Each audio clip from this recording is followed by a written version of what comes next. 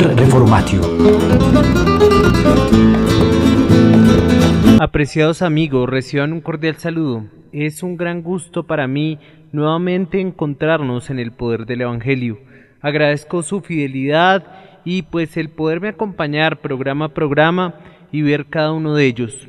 Recordemos, el anterior programa vimos un tema muy importante llamado el tabernáculo. Y el tabernáculo era un lugar muy importante, ¿por qué? Porque era la manera en cómo nos debíamos acercar a Dios. ¿Y cómo nos debemos acercar a Dios? Nos debemos acercar a su manera. Recordemos, el tabernáculo tenía una puerta. Luego de esa puerta venía un lugar asqueroso, un lugar horrible que se llamaba el altar de bronce. En ese altar de bronce era un lugar de muerte, un lugar horrible, un mal olor, cosas terribles. Pero luego pasaba a un lugar más bonito que se llamaba el lavacro, en el cual este sacerdote se podía limpiar sus vestiduras llenas de sangre y luego pasar a gozar los privilegios del lugar santo y luego del lugar santísimo. Bueno, apreciados amigos, ya teniendo en claro eso, y los que no han visto los anteriores episodios, los invito a que entren al canal Semper Reformatio. Allí podrán observar uno a uno los videos y entender claramente lo que hemos visto del plan de salvación, de la cronología bíblica. Bueno, entremos entonces en materia con lo que hoy nos corresponde. Bueno, entonces nosotros vamos a hacer un resumen, a grosso modo, un resumen muy grande, y pues de pronto en próximas temporadas vamos a ir a temas más específicos, pero hoy vamos a hacer un resumen a muy grosso modo. Bueno, entonces el pueblo de Israel pasó el tiempo y muchas veces el pueblo pues fue incrédulo, el pueblo no le creyó al Señor y por eso el pueblo va a durar 40 años en el desierto rodeando, hasta que Dios permite que el pueblo entre a la tierra prometida. Desafortunadamente Moisés no va a poder entrar a la tierra prometida porque Moisés hubo una cuestión que Dios le ordenó y desafortunadamente él no hizo las cosas a su manera. Dios le dijo a Moisés que hablara una peña, la cual le daría aguas, pero Moisés de la ira golpeó la peña. Y créanme que me da mucho dolor Moisés, porque Moisés era una persona muy especial y muy querida, que algún día quiero que tanto ustedes como yo podamos conocer. Bueno, queridos amigos, el pueblo de Israel va a entrar a la tierra prometida. Cuando el pueblo de Israel ya entra a la tierra prometida, van a pasar sucesos muy tremendos, pero también sucesos muy buenos. Pero, amigos, tristemente se va a dar algo que es un círculo vicioso. ¿Y por qué se va a dar un círculo vicioso? Porque el pueblo de Israel, acordémonos, entró creyendo a Dios, pero desafortunadamente en la tierra prometida habían tribus paganas, pueblos paganos. Y recordemos que el pueblo de Israel también venía de una influencia pagana. El pueblo de Israel, si nosotros recordamos, venía de influencia egipcia. Y estos egipcios tenían creencias en dioses, pues como les decía, paganos. Bueno, entonces se dio un círculo vicioso. ¿Y en qué consistía ese círculo vicioso? Ese círculo vicioso era que el pueblo pecaba contra Dios y venía un pueblo opresor y oprimía al pueblo. El pueblo, al ser oprimido, se arrepentía, pedía a Dios con clamor que por favor los perdonara. Dios los perdonaba y mandaba una persona que se llamaba un libertador o un juez. Vamos a ver qué eran los jueces. Y ese juez los liberaba y el pueblo volvía a estar en paz con Dios, pero nuevamente pecaba. Y así sucesivamente, pecaban, eran oprimidos, se arrepentían, Dios los salvaba. Y así van a durar aproximadamente por 400 años, queridos amigos. Hubo realmente 13 jueces, los cuales voy a leer a favor de ustedes. El primero se llamaba Otoniel, el segundo Ahot, el tercero Samgar, Débora, Gedeón, Abimelech, Tola, Jair, Jefté, Ibsán, Elón, Abdón y Sansón. Realmente, como les decía, fueron 13 jueces. Y uno de esos jueces muy importante fue Sansón, y una mujer que fue juez, que fue Débora. Pero tristemente el pueblo va a durar en ese círculo vicioso 400 años. hasta que pasan ya esos 400 años y el pueblo de Israel va a querer un rey. Entonces había un sacerdote que se llamaba Samuel, y Samuel era una persona que era temerosa a Dios. Pero el pueblo desafortunadamente le va a decir: Samuel, danos reyes como tienen los demás pueblos. Samuel va a estar muy entristecido porque va a decir: Señor, me están menospreciando a mí. Pero el Señor le dice a Samuel: a ti no te están despreciando, a quien realmente están despreciando es a mí. Estas personas estaban despreciando al Señor. Lo estaban despreciando porque no querían que Él gobernara sobre ellos, sino querían colocar un rey humano como lo estaban haciendo los demás pueblos paganos. Entonces Dios le dice a Samuel que vaya y elija un rey. Entonces Dios le muestra que tiene que elegir a un hombre llamado Saúl. Saúl es el primer rey de Israel. Pero desafortunadamente Saúl hay muchas cosas que no las hace a la manera de Dios.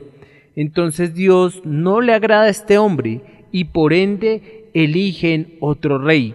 Este otro rey se llama el rey David. Aquí van a pasar muchos sucesos, queridos amigos, que posiblemente en otras temporadas vamos a ver más detenidamente y con mayor precisión. Pero ahorita vamos a hacer, como les decía, un paneo general. Bueno, entonces Dios elige al rey David. Y el rey David era una persona que dice la palabra de Dios que era conforme al corazón de Dios. Pero este rey, queridos amigos, no todo lo hizo a la manera de Dios.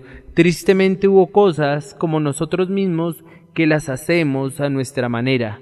Por ende tuvo muchos problemas y muchas dificultades. Bueno, entonces hay algo interesante con este rey. Este rey David venía de una tribu en especial, la tribu de Judá.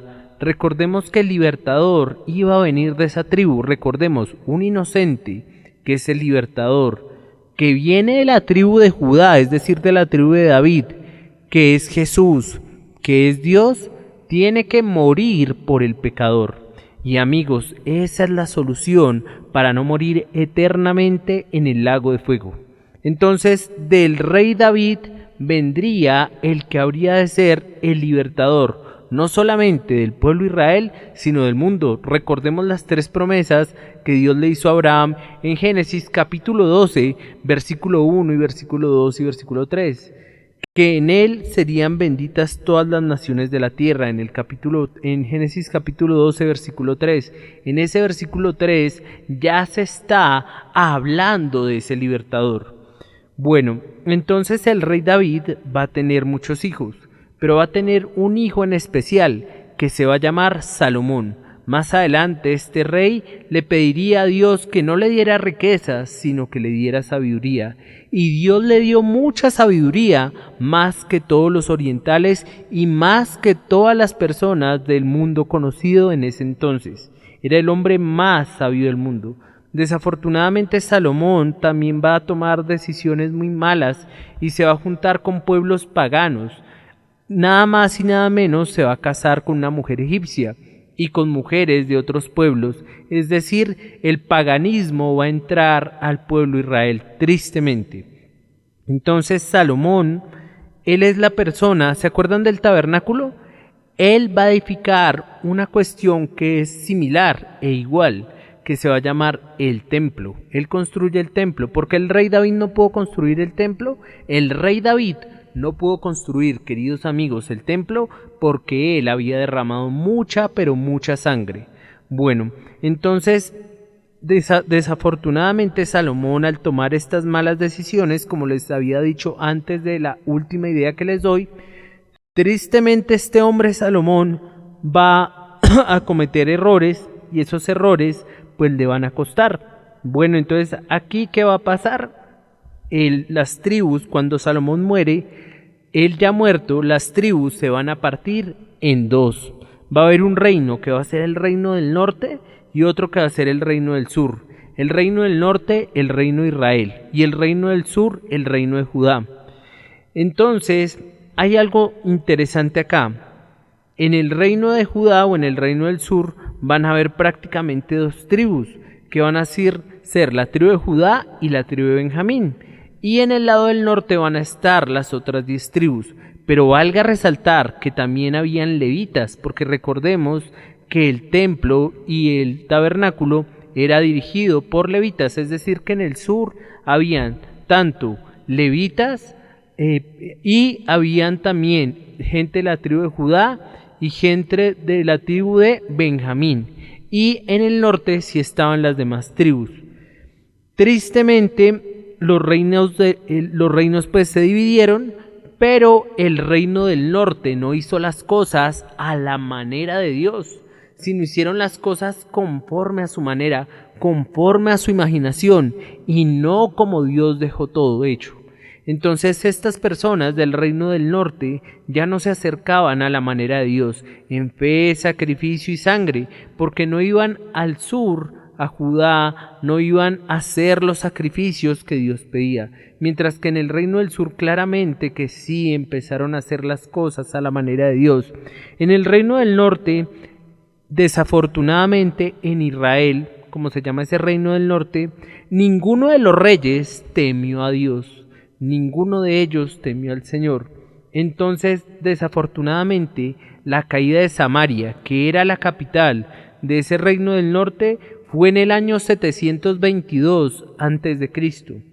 En el reino de Judá habían algunos reyes que sí hicieron las cosas a la manera de Dios. Desafortunadamente la mayoría no, pero muchos sí lo hicieron, y Dios tuvo más misericordia de ellos. Pero tristemente este reino en el año 586 a.C. tristemente cayó.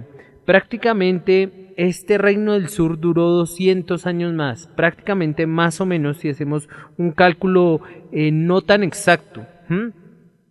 Pero tristemente, como les decía, no creyeron en el Señor. Entonces todos los reyes del norte para nada tuvieron en cuenta el Señor, pero los reyes del sur, algunos sí. Entonces, ¿qué pasó en esas épocas cuando se dividieron esos reinos? Dios mandó unos hombres llamados profetas.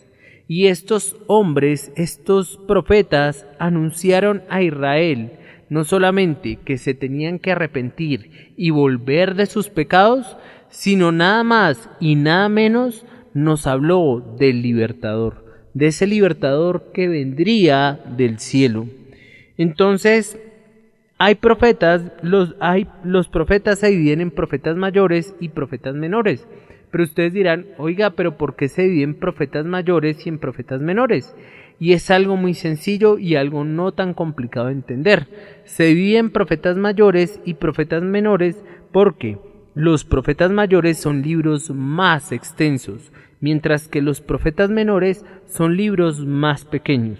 Entonces, tristemente, estos profetas, por advertir al pueblo que se arrepintieran de su maldad, muchos de ellos fueron perseguidos y fueron asesinados de unas maneras terribles, de unas maneras hasta innombrables, pero muy, muy tristes.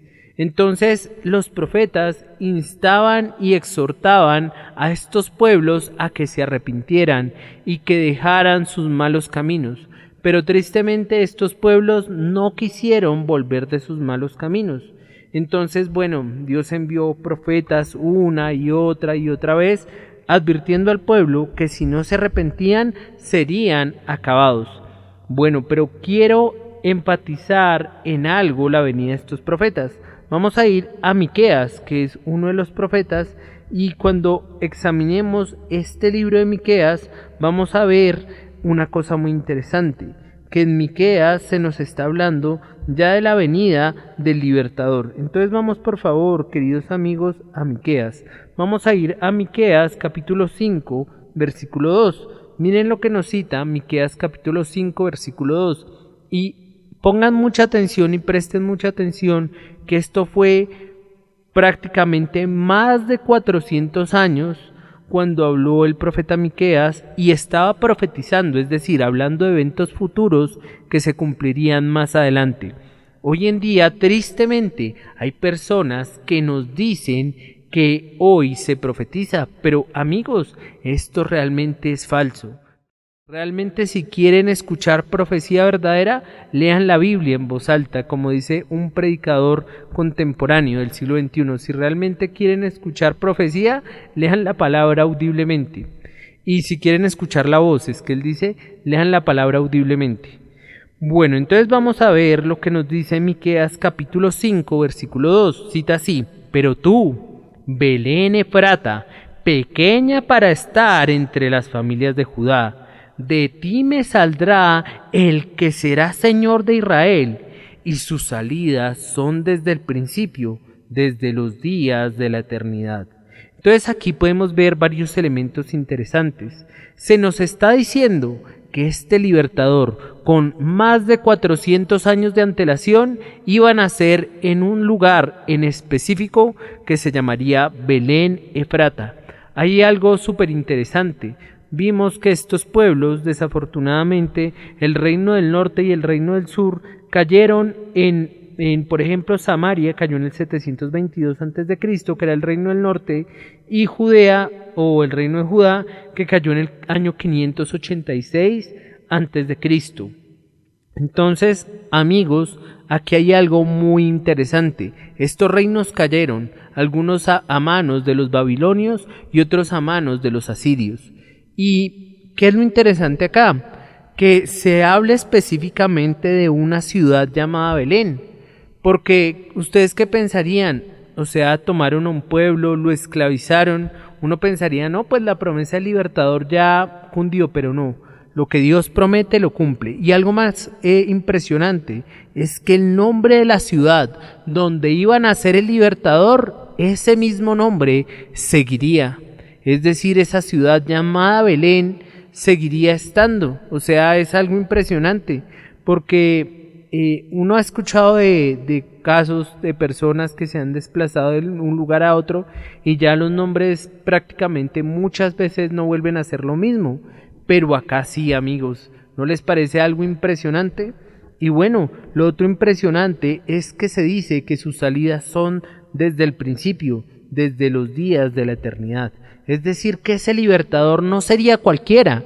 ¿Quién sería ese libertador? Pues nada más y nada menos que ese libertador sería Jesús. ¿No les parece algo impresionante? ¿Y Jesús quién es? Dios. Dios, ese libertador es Jesús, pero es Dios. ¿Por qué es Dios? Porque sus salidas son desde la eternidad. Y nada más y nada menos que el único que puede ser eterno es Dios.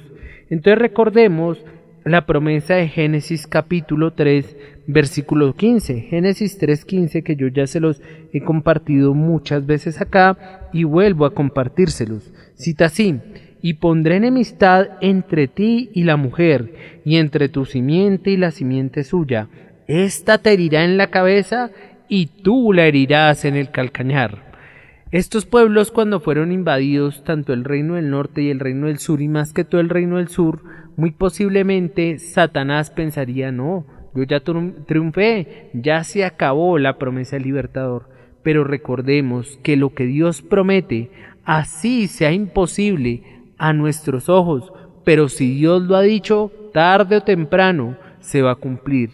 Así que tarde y temprano, amigo, se va a cumplir lo que dice Mateo 25:41. Entonces dirá también a los de la izquierda: apartados de mí, malditos, al lago eterno preparado para sus ángeles para sus demonios, para Satanás y sus demonios, Satanás y sus ángeles.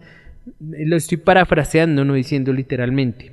Pero amigos, hay un lugar que si tú no te arrepientes y no crees a la manera de Dios, tristemente irás eternamente a ese lugar que se llama el lago de fuego, el cual fue mencionado por Jesús muchísimas veces, más de 200 y pico de veces es mencionado en el... Bueno, entonces el libertador nacería en Belén y existiría desde la eternidad.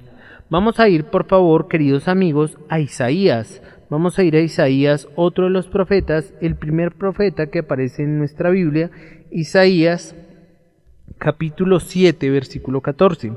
En Isaías capítulo 7, versículo 14 dice así: por tanto, el Señor mismo os dará señal. He aquí la Virgen concebirá y dará a luz un hijo y llamará a su nombre Emmanuel. Entonces, si ven, recuerdan Génesis 3:15 que lo acabamos de leer, dice que de la simiente de la mujer, es decir, que ahí, amigos, está hablando de que habría un nacimiento virginal, y de ese nacimiento virginal nacería alguien especial, alguien que sería el libertador. Entonces es algo sobrenatural.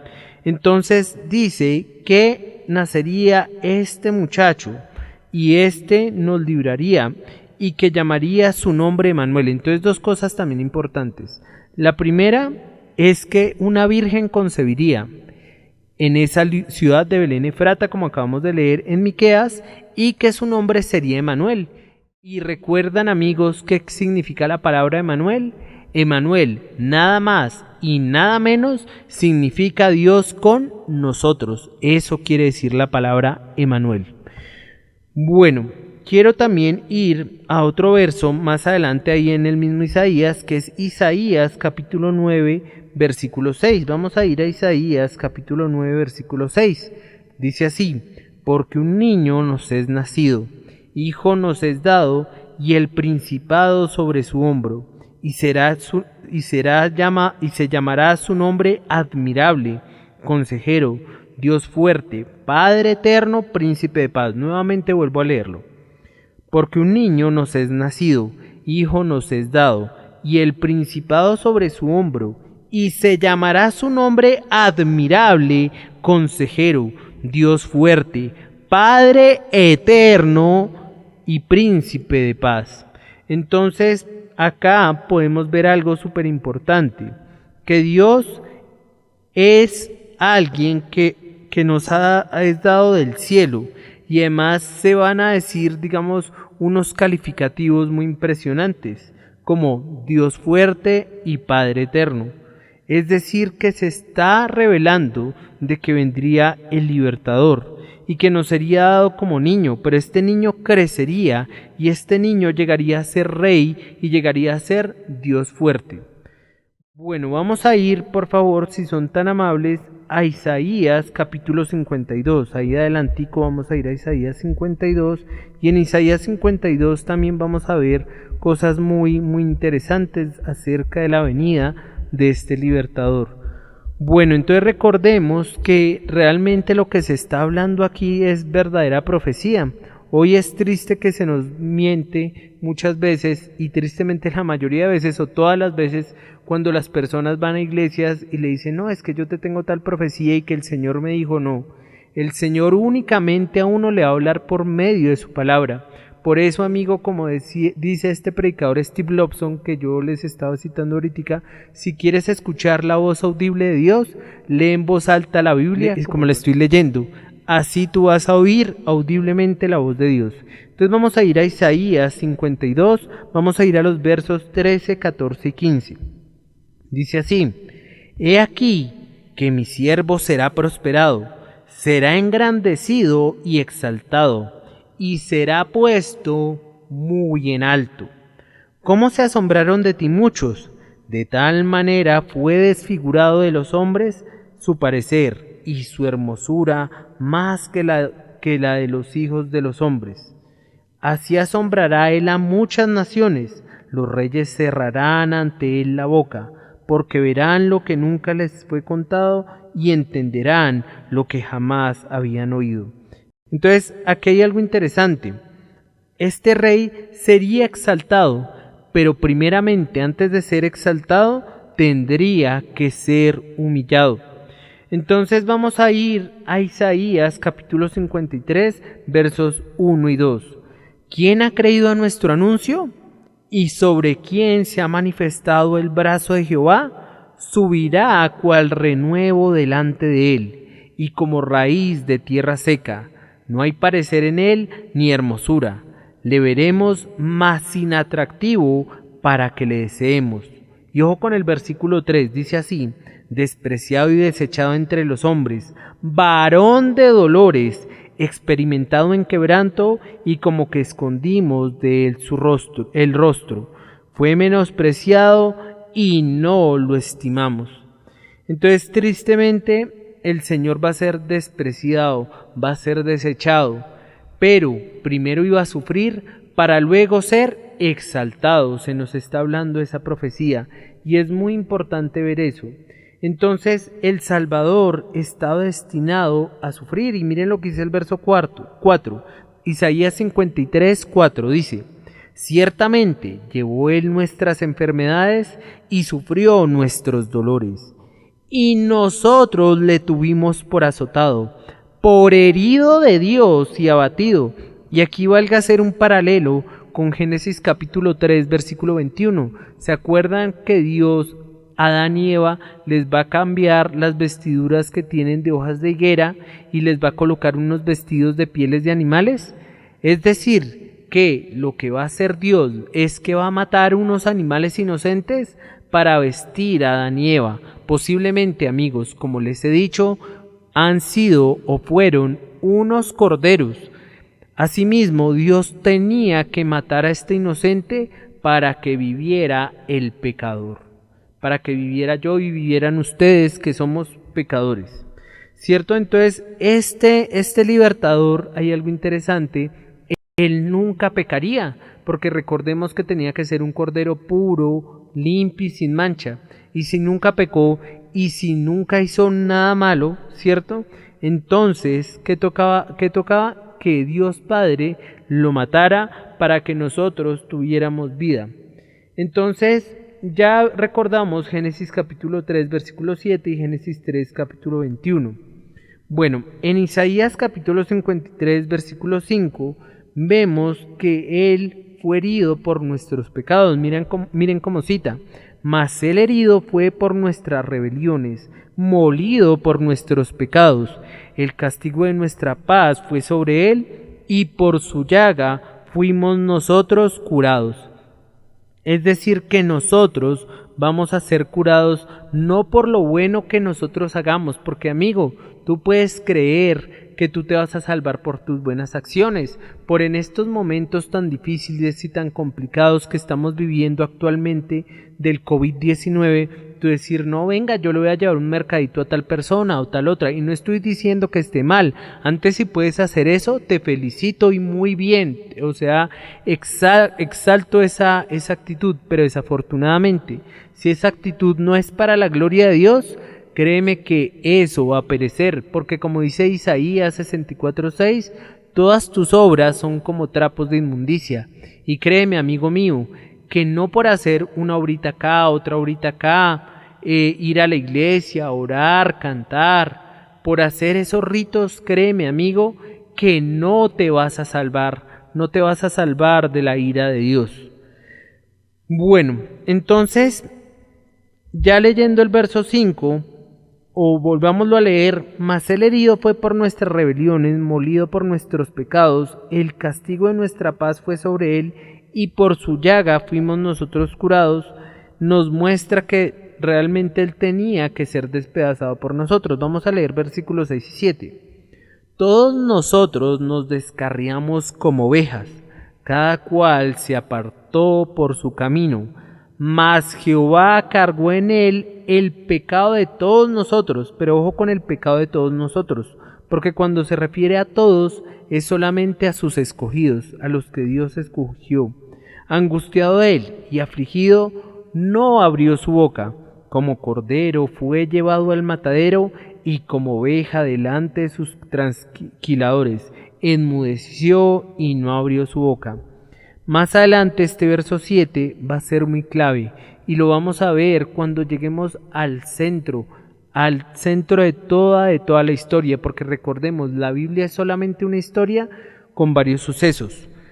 Bueno, entonces hace un tiempo yo hablaba con un amigo y pues nos poníamos a pensar, y él me preguntaba a mí: Samuel, ¿para usted qué es más difícil matar? ¿O qué sería más difícil matar? Porque yo nunca he matado, digamos, un animalito así, me parecería pues terrible, ¿no? Pero él me preguntaba, ¿qué es más fácil matar? ¿O qué será más fácil matar, Samuel? ¿Un chivo o una oveja? Entonces yo dije, no, pues el chivo es más difícil. Y él me dijo, no, Samuel, realmente es más difícil la oveja. Y yo le dije, uy, ¿pero por qué? Entonces él me dijo que el chivo era un animal que colocaba mucha resistencia, pero mucha resistencia para que lo mataran, mientras que la oveja no, la oveja solamente la degollaban y este animalito era tan noble y tan inconsciente de que estaba muriendo que solamente lamía su sangre y botaba una lágrima. Había un caso una vez de una persona que trabajaba en un matadero y esta persona le comentó eso a mi amigo, ¿no? Y también le comentó que ella trabajaba en un matadero pero que trajeron ovejas y que psicológicamente él no pudo seguir y que por ende le tocó renunciar. Entonces sí, es un trabajo muy triste y muy terrible. Entonces recordemos, este libertador tenía que ser herido. ¿Y cuál sería esa herida? Que entregaría la muerte por nosotros. Pero recordemos, esa herida sería una herida recuperable porque fue una mordida en el talón. Mientras que la herida que tendría Satanás y todos los que son sus hijos será una herida mortal. Es decir, amigo, que si tú no te arrepientes de tus pecados y no crees en Cristo como tu Señor y Salvador, vas a correr la misma suerte y vas a ir a estar eternamente por los siglos de los siglos en el lago de fuego. Bueno, vamos a leer Isaías capítulo 53 versículos 8 y 9. Dice así: por cárcel y por juicio fue quitado, y su generación, ¿quién la contará? Porque fue cortado de la tierra de los vivientes, y por la rebelión de mi pueblo fue herido. Y se dispuso con los impíos su sepultura, mas con los ricos fue en su muerte.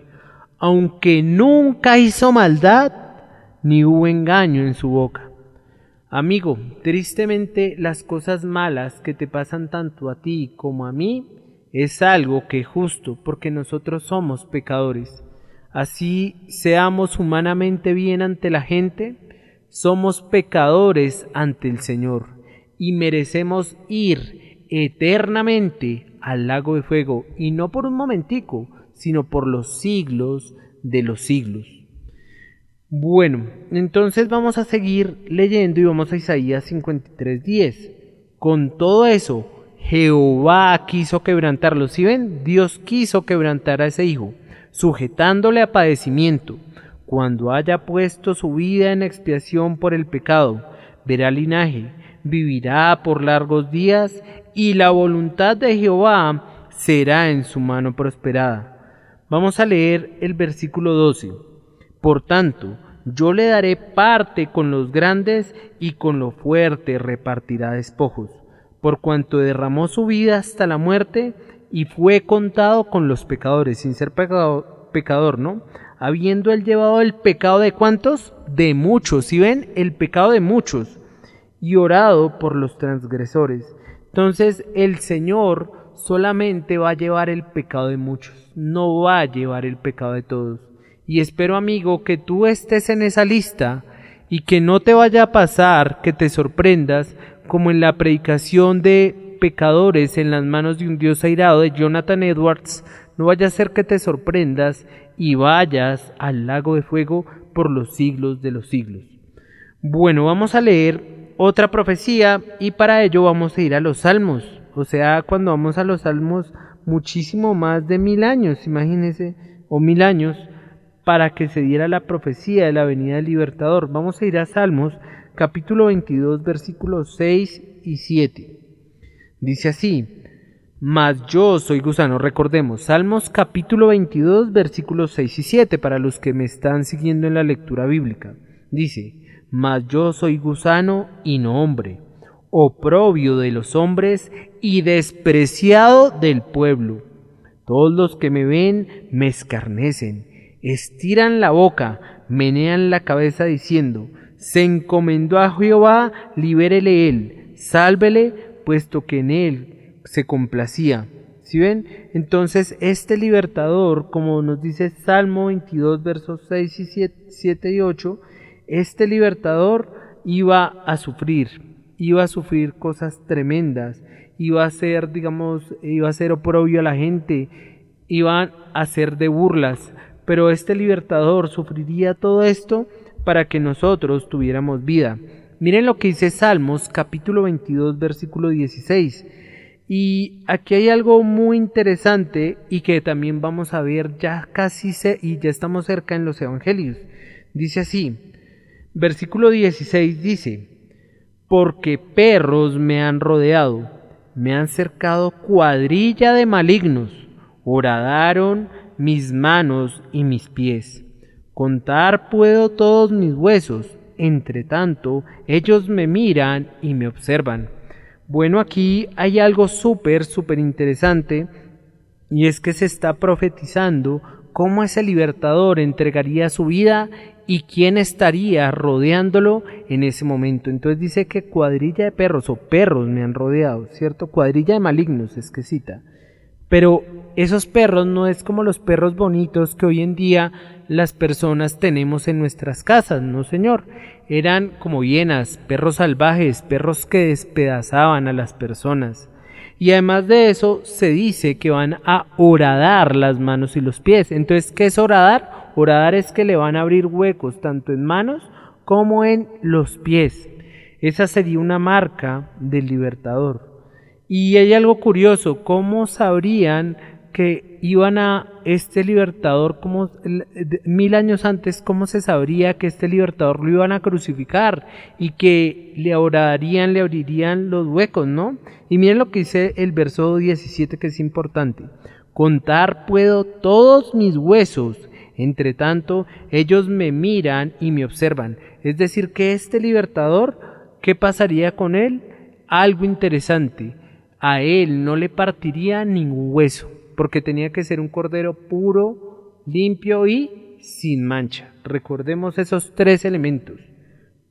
Bueno, entonces la gente vería molido a ese libertador. Y miren lo que dice Salmo 22, versículo 18. Y esto nos recuerda un suceso de Semana Santa, y claramente es ese suceso. Repartieron entre sí mis vestidos, y sobre mis ropas echaron suerte, y sobre mi ropa echaron suertes. Nuevamente, repartieron entre sí mis vestidos, y sobre mi ropa echaron ¿qué? Suertes. Es decir, que el vestido del libertador, además de que va a ser escarnecido, va a ser golpeado, va a ser vituperado, va a ser horadado en manos y pies. Horadado, recordemos, le van a abrir huecos en manos y pies. Además de eso, van a jugar sus ropas. Es decir, todo ya está profetizado para la venida de ese libertador. Y yo sé, amigos, y supongo que ustedes ya están sabiendo quién es este libertador, que lo hemos mencionado una y otra vez. Bueno, vamos a ir a Salmos capítulo 16, versículos 9, 10 y 11. Dice así: Se alegró por tanto mi corazón, y se gozó mi alma, mi carne también reposará confiadamente, porque no dejarás mi alma en el Seol, ni permitirás que tu santo vea corrupción. Me mostrarás la senda de la vida, en tu presencia y plenitud de gozo, delicias a tu diestra para siempre. Entonces, si ven, amigos, este libertador sufriría grandes dolores, pero el alma de él y el cuerpo de él no quedarían en esa tumba, sino la tumba quedaría vacía, y vendría ese libertador que nos librará del juicio eterno y de la ira de Dios. Bueno, entonces el libertador, como les decía, moriría tranquilo porque resucitaría. Y bueno, primero recordemos, habría humillación para luego haber exaltación. Entonces primero sería humillado para luego ser exaltado. Bueno, entonces los profetas hablaron realmente del primordial tema, del tema central de la Biblia. El tema central de la Biblia no eres tú, amigo, no soy yo. El tema central de la Biblia es solamente una persona llamada Jesús, llamada el libertador. Los demás somos secundarios. El centro de todo es Él. Entonces recordemos que se está avisando la venida del libertador. Y el libertador es Emmanuel, Dios con nosotros. Recordemos lo que les decía, hay muchos eventos en la Biblia, pero realmente es solamente una historia con varios sucesos, con varios eventos, en el que el centro de todo es Cristo Jesús, el libertador. Entonces desde Adán, desafortunadamente, el hombre es pecador y el hombre no va a solucionar las cosas a la manera de Dios, va a solucionar las cosas a la manera suya. Entonces recordemos que Adán y Eva intentaron solucionar su pecado con hojas de higuera.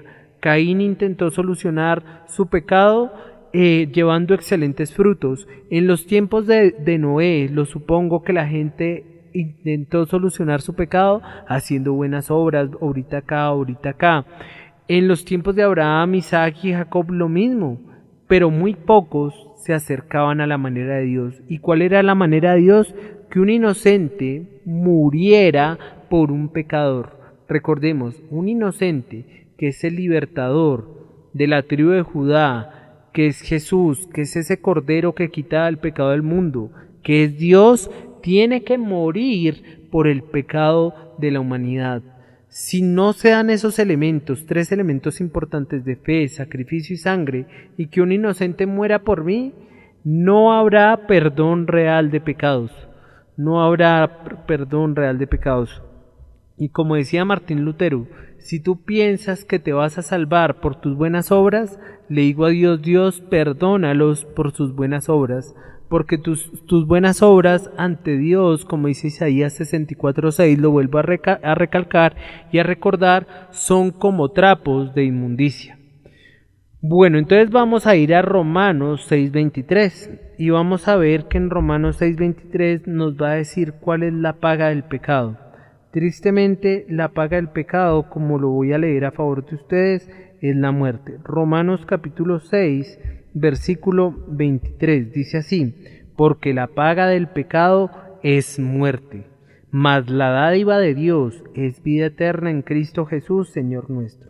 Entonces la paga del pecado, amigo, es la muerte. Tú necesitas la dádiva de Dios, que es ese cordero puro, limpio y sin mancha, que venga y muera por ti. De lo contrario, irás eternamente al lago de fuego. Y eso yo no lo digo, lo dice Dios. Si lo dijera yo, vaya y venga. Pero lo que yo te estoy diciendo no lo digo yo, lo dice Dios en su palabra. Bueno, hay una promesa de redención, como ya lo hemos visto, y como los profetas lo fueron diciendo. Los profetas, recordemos, dijeron el lugar de nacimiento en Miqueas 5:2, que era Belén en Efrata. También dijeron que era Dios, porque dijo que sus salidas eran desde la eternidad, y eso solamente le corresponde a Dios. Isaías amplió detalles que este libertador primero sufriría, para luego ser exaltado, sería angustiado, afligido, desechado por los hombres, varón de dolores y llevado como un cordero al matadero. Pero este profeta Isaías, en Isaías capítulo 52, versículo 13, añadió que este libertador tendría glorias, ¿cierto? Tendría unas glorias.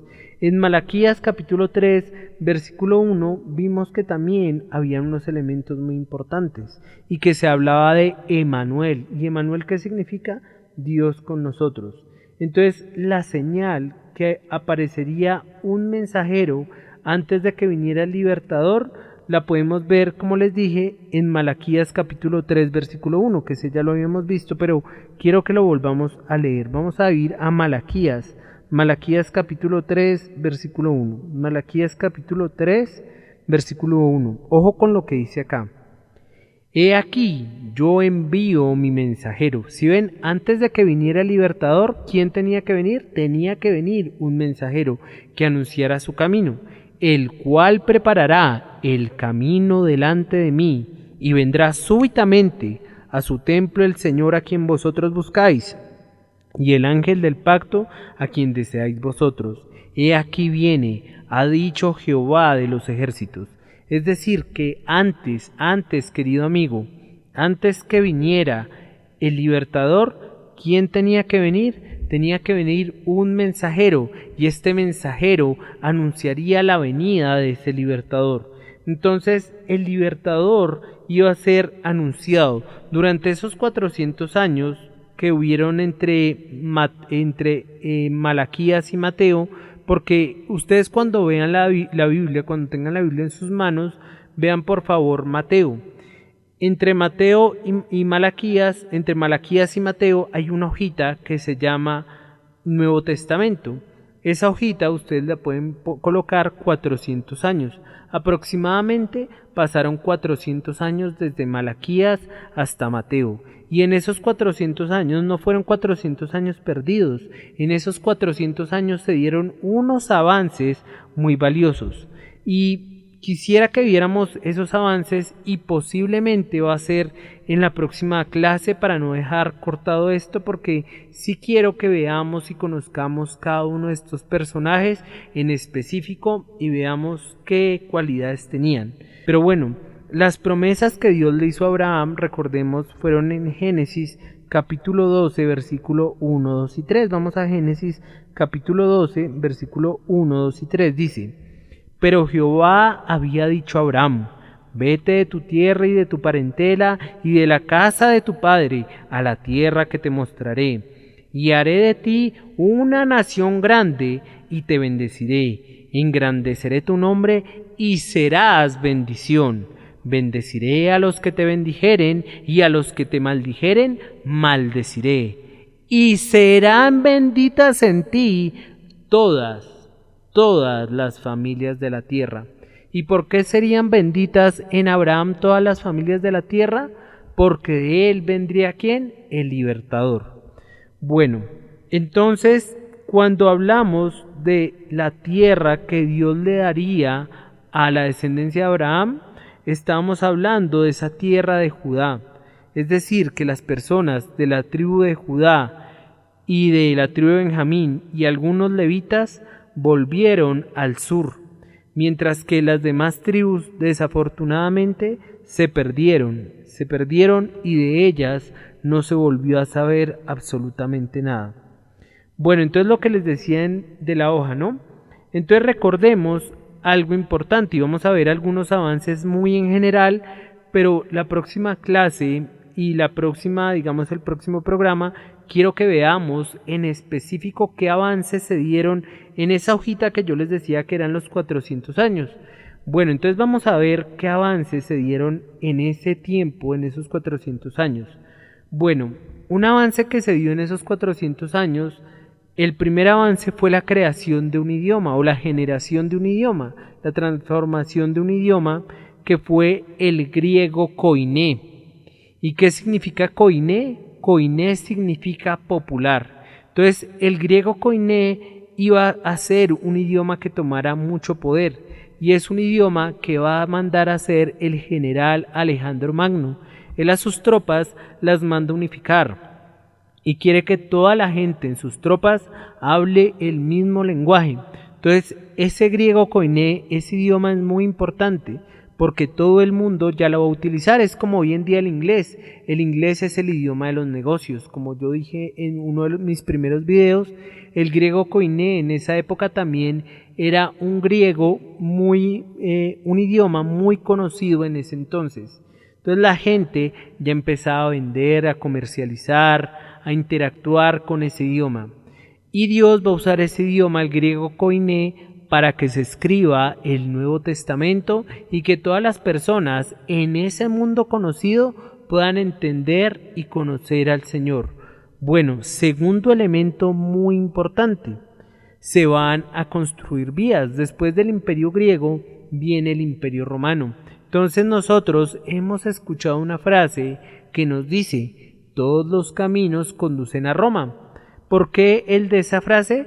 Porque Roma fue un constructor de infraestructuras grandes, infraestructuras que conducían caminos que llevaban a todos lados. ¿Y por qué la construcción de caminos fue importante?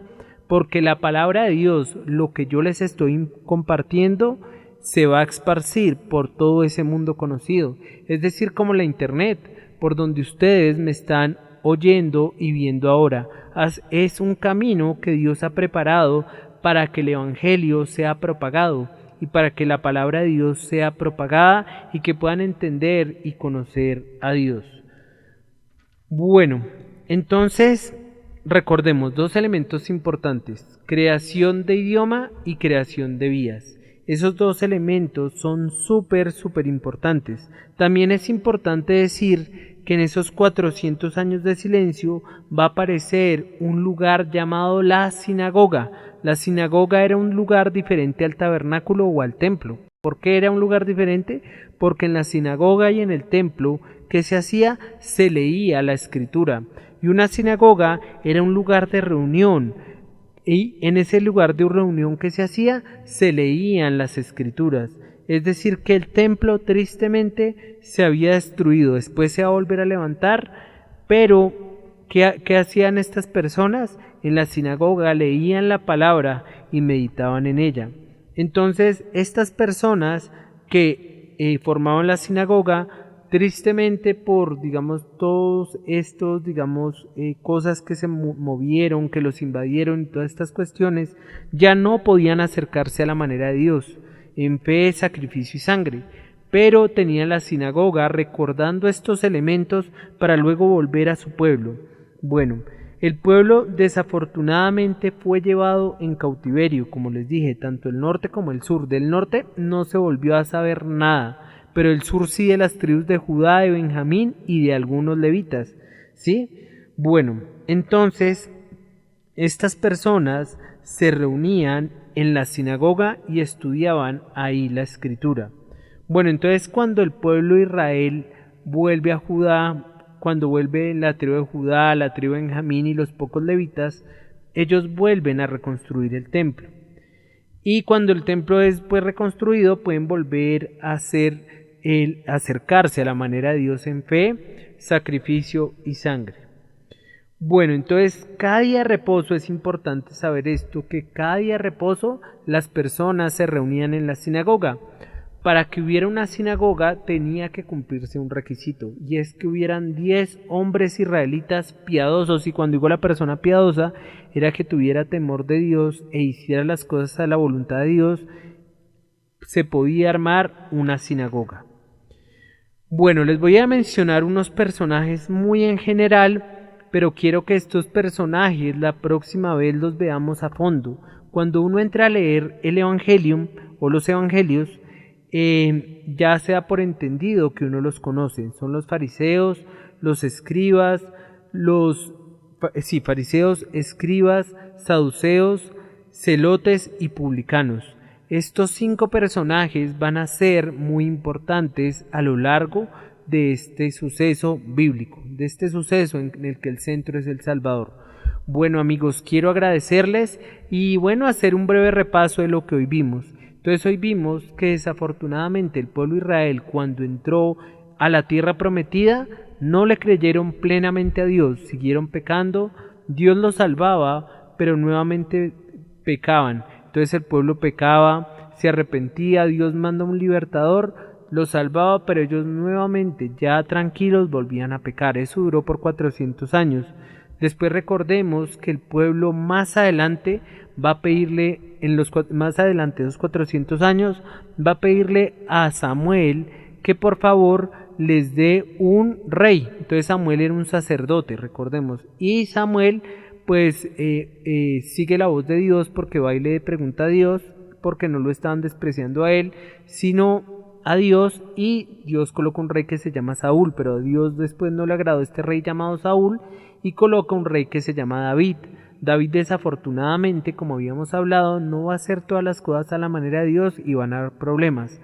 Luego va a tener un hijo llamado Salomón, y este hijo va a construir el templo, pero este hijo también pecó contra Dios y por ende, después que él murió, el reino se dividió en dos, el reino del norte y el reino del sur. Las personas del reino del norte no hicieron nada a la manera de Dios, las personas del reino del sur, muchos reyes sí, pero otros no, y Dios a esos 2 reinos les mandó profetas. Esos profetas les decían que se arrepintieran y que creyeran realmente en Dios, pero además de eso hicieron una tarea monumental y muy importante. ¿Y cuál fue esa tarea muy importante? Hablarnos de la venida del libertador. Y profetizaron, dijeron que iba a venir. En Isaías capítulos 53 y 52, 52 y 53 se nos habla de que iba a sufrir, pero que luego que sufriría iba a ser ¿qué? Exaltado. También se nos dijo en Malaquías capítulo 3 versículo 1 que iba a venir un mensajero a anunciar el camino de salvación. Y bueno, ya vamos a entrar al elemento principal, que es el Evangelio como tal, el centro de todo, el centro que es Cristo. Entonces recordemos, amigos, un inocente que es el libertador, que es Jesús, que es ese Cordero, que es Dios, tiene que morir por el pecador. Mis queridos amigos, fue un gusto compartir con ustedes. Por favor, tráiganme a los muertos, que Dios los resucitará. Dios les bendiga. Chao, chao.